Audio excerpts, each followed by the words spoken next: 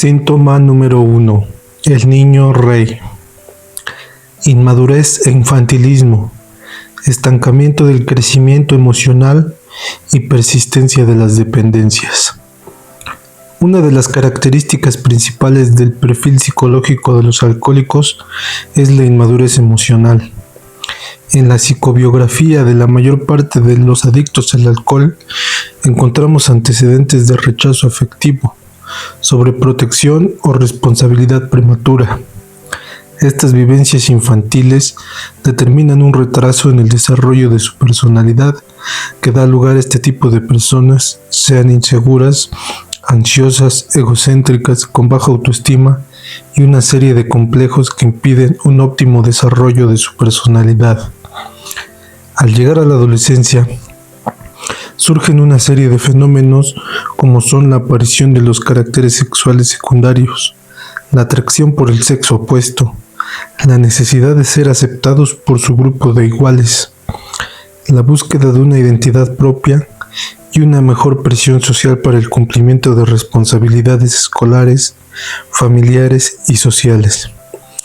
Estos futuros alcohólicos, al enfrentar esta serie de presiones, generan una gran angustia que les produce un intenso malestar psicológico y al mismo tiempo mucha frustración al sentirse incompetentes para satisfacer estas necesidades. Pero es también en la época de la adolescencia cuando se tienen los primeros contactos con el alcohol. El inmaduro emocional, lleno de complejos y limitaciones en sus relaciones interpersonales, al experimentar con el alcohol, descubre una sustancia maravillosa que le transforma su personalidad y lo convierte de tímido en audaz, de cobarde en valiente, de introvertido en extrovertido, de antipático en simpático y de lacónico a locuaz.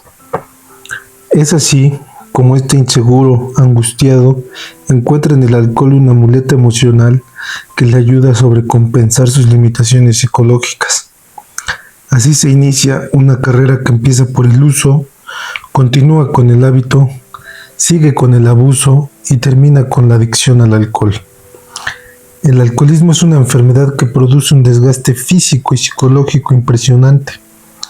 La principal característica del desgaste psicológico del alcohólico es la parálisis de su desarrollo emocional. Es decir, un alcohólico activo no crece emocionalmente.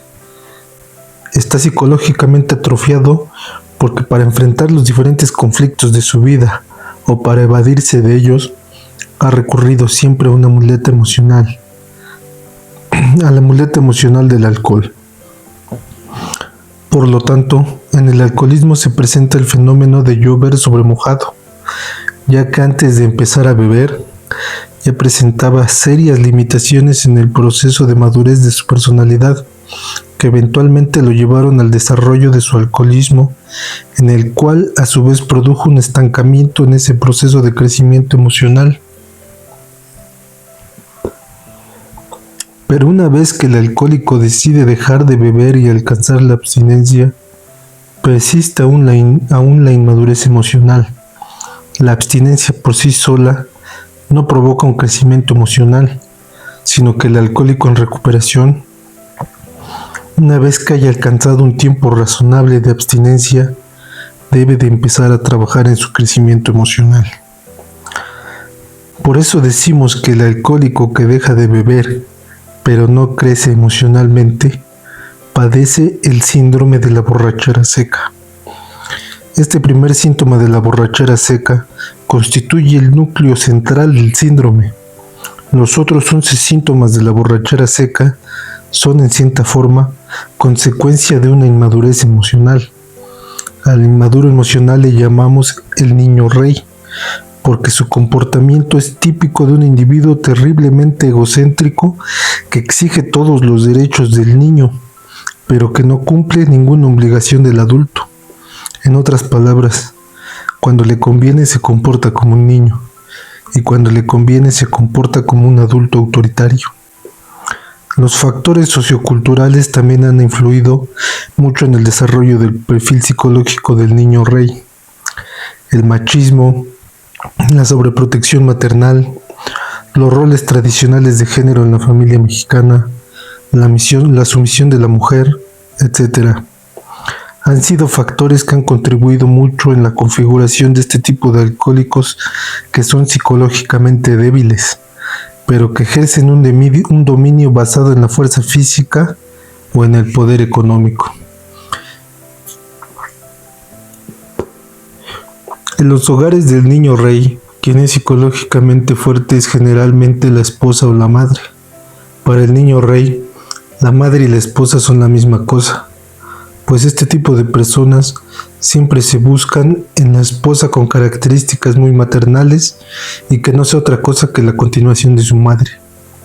El niño rey domina a su esposa, pero al mismo tiempo depende mucho de ella.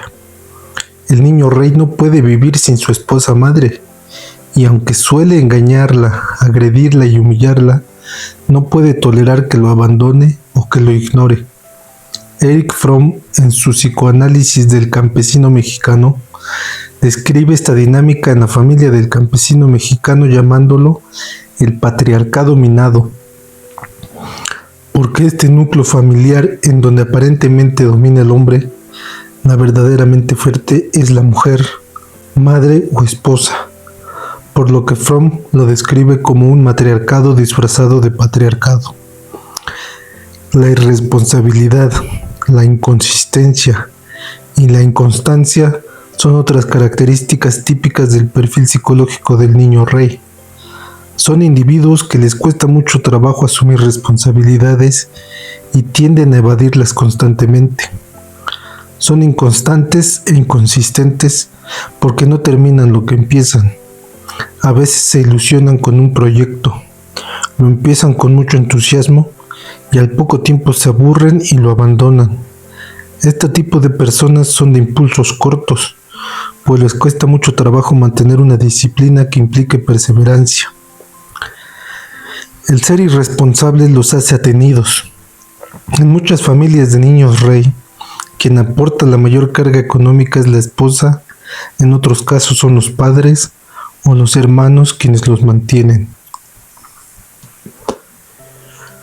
Obviamente al niño rey le molesta sobremanera que le impongan reglas o limitaciones. Son individuos caprichosos cuya intolerancia a la frustración los incapacita a aplazar satisfacciones. Casi siempre se salen con la suya mediante caprichos, chantaje sentimental o manipulación. Estas características los lleva a tener casi siempre conflictos con la autoridad, llámese padre, madre, hermanos, autoridades civiles, policía, médico o sacerdote.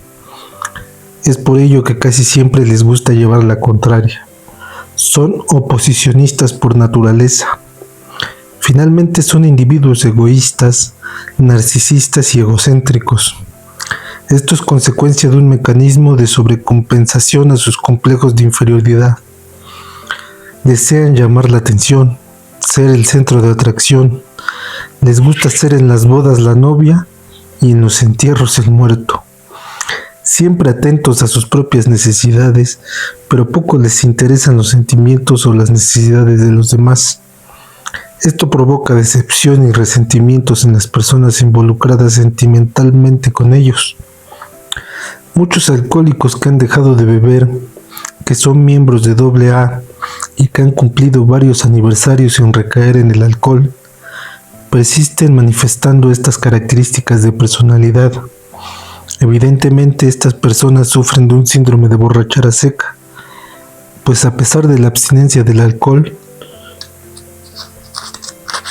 no han trabajado en su crecimiento emocional y esto los expone a una recaída o que lleven una vida muy pobre emocionalmente, con problemas familiares crecientes y una insatisfacción permanente.